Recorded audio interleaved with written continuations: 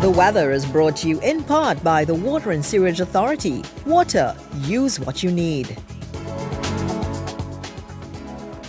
And as we go through this harsh, dry season, the watchwords may well be conserve, conserve, conserve. Definitely we have water use restrictions in place, and also we have that drought warning in effect as well. The atmosphere remains very dry, but the trade winds are strengthening just a touch. But you will notice that at night time all those trade winds die down, and at this time you tend to find rather cool conditions developing in those valleys. If you're sheltered from the wind, you'll notice the cool air drifting towards the bottom of that valley, and that's where you find those cool conditions, especially such areas like St. Joseph, Maracas, and out towards Tobago as well. Looking at the satellite picture, you can notice those are high-level winds streaming across. Those are all part of a jet streak coming through. Up towards Barbados, there's one. Down towards Trinidad and Tobago, there's another. And that will continue for the next few days. So basically, not much is set to change in terms of the local conditions for rainfall. Only scant amounts of rainfall are expected as you go through the next couple of days. Only the brief shower first thing in the morning, and then once we go through the afternoon, conditions just dry up for most areas of Tobago. But the breeze will still be there, offering some cooling relief.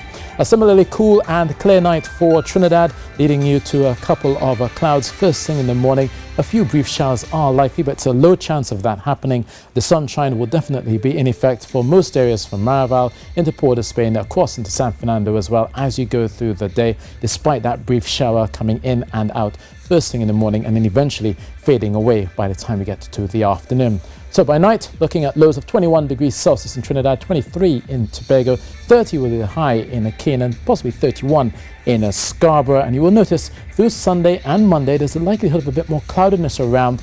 Only a few showers are likely to come out of that cloud. And then once on Tuesday, conditions will dry out once more. So fingers crossed, could be seeing a bit more of a medium chance of a shower or two coming through on a Monday, and then conditions dry up again on a Tuesday across Trinidad.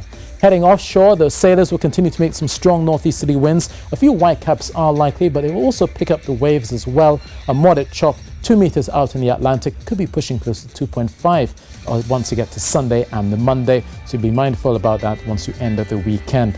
And you have your high tide at 6:45 a.m., next one at 6:45 p.m.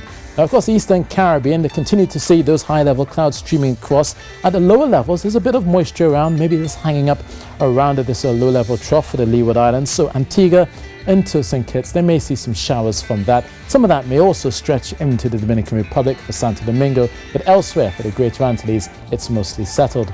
Also settled as well for St. Lucia, just a brief shower expected across the hillsides, but not necessarily affecting Castries. And the necessarily same thing applies across the St. Vincent and Grenada, mostly sunny skies, and then down towards Georgetown. Cloudy spells for a time, and the 30 degrees Celsius will be their high. They will likely feel hot in Trinidad on Saturday, 32 degrees Celsius with just the odd brief shower. So that's your weather, and that's it from me.